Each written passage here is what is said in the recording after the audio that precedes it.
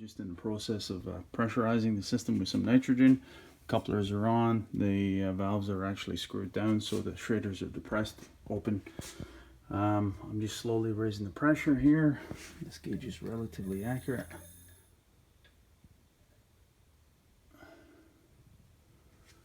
That's good, that's high enough. We'll just let the pressure stabilize here. About 5 minutes lapse, and we'll start the clock on the leak check, and I'll show you that screen momentarily. We can actually start the test. What we have here is the current pressure and the start pressure of the test, and this is our elapsed time. So our this is the delta P here. So we'll let this run for a length of time and see if we have a tight system. Again, it's nitrogen in there, so the idea of being, as opposed to shop air, there's no moisture, of course, right? But anyway, nitrogen is ideal. So I hope you can see there, guys, right in the center of the frame. That's the suction line, and it is just drenched in leak detection fluid, as is this discharge line going underneath here. Right there. There's the fitting. You can see the bolt and the fitting itself.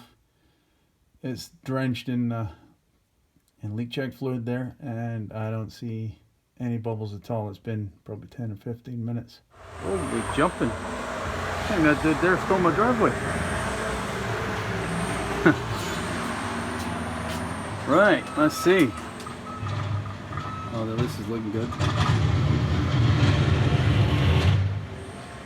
Virtually no change. 4 hours into it. It's looking very good indeed. So I'm just in the process of a nitrogen sweep here, guys. Just a couple of pounds being supplied nitrogen up the supply line. The low side is closed, high side is open on the manifold here, so it's coming up and around, sweeping through the entire system, and then dumping through the low side. I think you can hear it venting there. So again, strictly nitrogen. So it's just sweeping any moisture from the high to low side, and then I'll reverse the lines and do the same for about 5 minutes each side. So I'm quite certain you guys will be well aware that the whole point of vacuuming the system is to lower the vaporization point of the water, the moisture in the system, in order to boil it out. So if you look at this chart, if my ambient temperature in the garage is probably going to be about 60 degrees Fahrenheit, if I can't pull this below 29.33, I'm effectively doing nothing. So I hope my little single stage pump, my cheap pump, is up for it. So that's a bit of a problem. I've got about 11 degrees in my garage this morning. So what I'm going to do is, since I cannot improve the efficiency of the pump, I can actually apply some heat to the system. So I've got it basically dammed up, and I'm going to cover the engine, and I'm going to apply some heat to try and bring up the ambient temperature of the system in order to improve the vaporization, right? So as I said, I can't improve the pump, but I can increase the ambient temperature, under hood temperature. I'll cover it up. So I'm going to start the pump up here, guys, and open up the valves, and you'll hear the pump come under load when it starts to actually pull a vacuum. At the moment, all the valves are actually closed on the shredders. I'll close them there as well, as a matter of fact. So I'll start it up.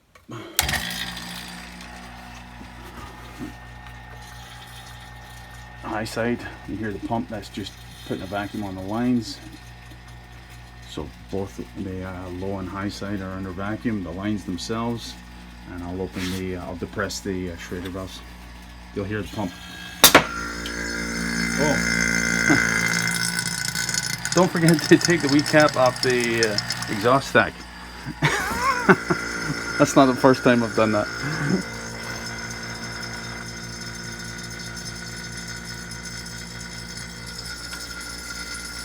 So the system's under vacuum here, guys. You can see it's going into a vacuum.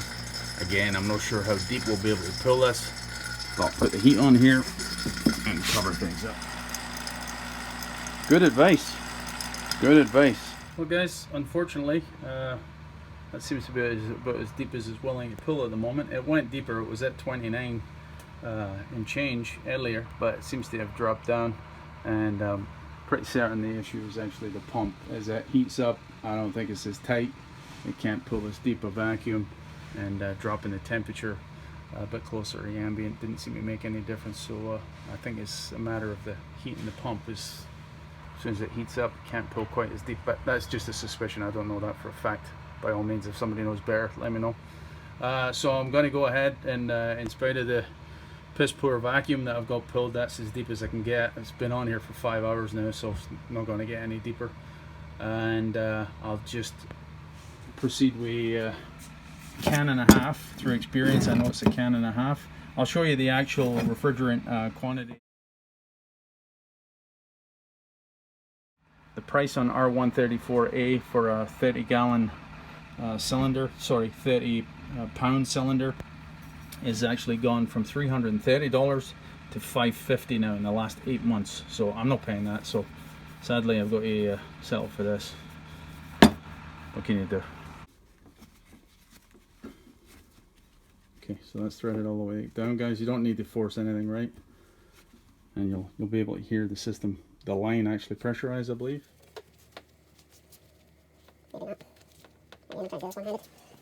So put the bottle in the right attitude, and I'm just going to purge this line now. Again, the idea is to get rid of the air in there. Okay, so I'm back here. This line is tightened up, so I can just, again, the idea is just to purge the air out. That's plenty. So now the line's pressurized. I apologize, guys. I'm missing some video footage here. I ballsed up. So from the manual here, here's the procedure. Basically, it's just hooking the system up, doing all the purging that I mentioned. Then it tells you, here's the procedure. Open the high side valve. After a while, you'll open the low side valve. So what you're doing essentially here, guys, is just pre-charging the system. Then there's a warning. Take heed. Warning. Make sure the high side pressure valve is closed.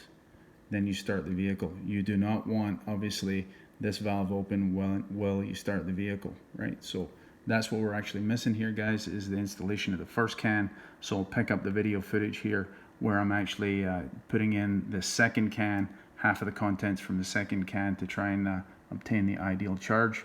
I will put in the description of this video the link to the entire video sequence where I've actually charged this in the past anyway. So to some degree, this is actually redundant.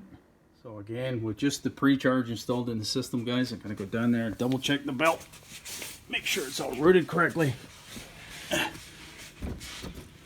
All the ribs are properly seated on the pulleys and the belts accordingly. And it's good. Right. Check again from the top, just with respect to the power steering pump and the water pump. There's the water pump correctly seated, and there's the power steering pump correctly seated. All the belt is centralized on all the pulleys. You don't want to go with all this work and then damage something. Okay, and again, once it was pressurized there, guys, I actually spun the compressor again at the crankshaft, not the pulley, but the crankshaft, just in the interest of convincing myself we're not going to have a hydraulic lock with the oil in the system. Your plastic back in place with the fasteners, of course, that you've kept aside. Okay, so with the system in operation here, guys, you can see we're kind of getting sensible pressures. Now some of you might look at those pressures and say, well, those are way too low. It's 16 degrees in my garage, man. 15, 16 degrees. These pressures are gonna be low, right, with these ambient conditions. Now, again, I know only from experience, guys, because of the math that's involved with the conversion of the two different types of refrigerant, is about a bottle and a quarter, bottle and a half. Don't overdo it with a refrigerant, you'll do more harm than good, right?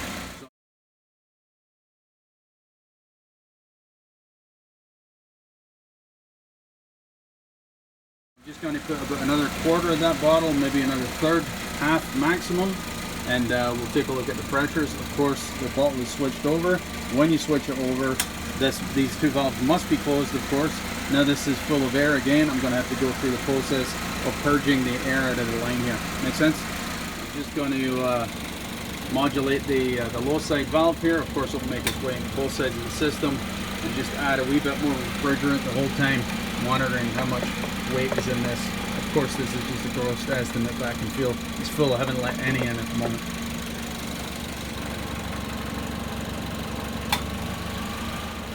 The high side pressures, guys, will go up, of course, as I let a wee bit more refrigerant in, even at these low temperatures. We'll get it up into the, I suspect we can probably get around 110-ish. Yeah, that's considerably lighter.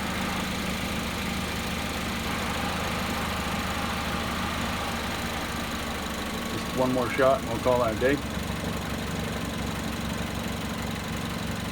Wait for the compressor to kick in, just for the suction.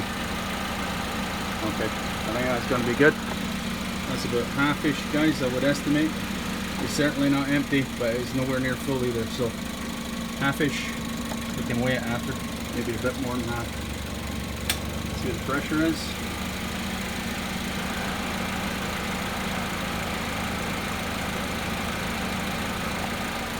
Yeah, close to 108-ish. Down at 30, that's very reasonable. Again, the pressures do not tell you whether you've got the correct mass of refrigerant in there. I don't want to put any more refrigerant in. The valves are closed. In fact, I will isolate the traders so I don't pull up one head move and put even more refrigerant in. It wouldn't be the first time I've made a mistake with the valves. Sorry, let me put my glove on. Don't want something to leak at the last moment here and burn yourself. By that I mean frostbite yourself. Obviously, when you're performance testing an AC system, you don't have the fan in low. But if I don't have it in low, you won't be able to hear a word I'm saying here. So let me see here, guys, if you can see that. I have a discharge temperature of 4 degrees from the duct Celsius. Now, of course, if I turn the speed of the fan up, that temperature will go up. But even at the maximum fan speed, the temperature is about 8 degrees, 9 degrees. Here, so you can see it. There you go. 8.2 degrees. That's maximum fan speed. Some of you might have heard the clutch sounded like it's short cycling. Yeah, it is short cycling. Why is it short cycling? Is it an issue? No, it's not an issue. The evaporator is hitting the limit. There's a temp sensor on the evaporator, guys, and as an anti-icing strategy, as soon as it hits close to zero, the clutch will actually stop.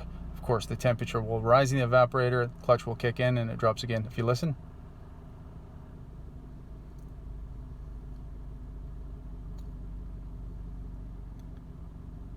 So the temperature will rise about 4 degrees. Clutch just kicked in 3 degrees. So the refrigerant is circulating, evaporator temp will drop. It will hit the limit. Clutch kicks out, and of course the evaporator temperature will start to rise again, and then it will repeat. So about 3 degrees. Listen. There's the clutch again. Don't know if you can hear it, guys. I can certainly hear it, but this again is completely a function of the ambient temperature, guys. Right? If obviously it was 35 degrees outside, the clutch wouldn't be cycling like that. I'm confident of that. One last detail, guys, because it's important. The temperatures on the suction line and the discharge line here. So I've got my 2 temperature probes on the lines. This discharge temperature coming back, it's this cool refrigerant that's actually cooling the compressor, of course, in addition to the oil that it's actually carrying. If this temperature is high, you're going to roast your compressor. You want a nice cool discharge temperature coming back. That's what's effectively cooling the compressor. And of course, you don't want an excessively high discharge temperature, because of course that's ultimately heat into the compressor as well, right? So both of those temperatures are nice. I can feel it here. There's actually condensation forming on the line down here. Nice and cool. And of course, that line there is hot. Just keep your hand on it at this point in time under these conditions, but it's getting hot, right? So that's it. I'll leave it at that, boys. Just a wee addendum.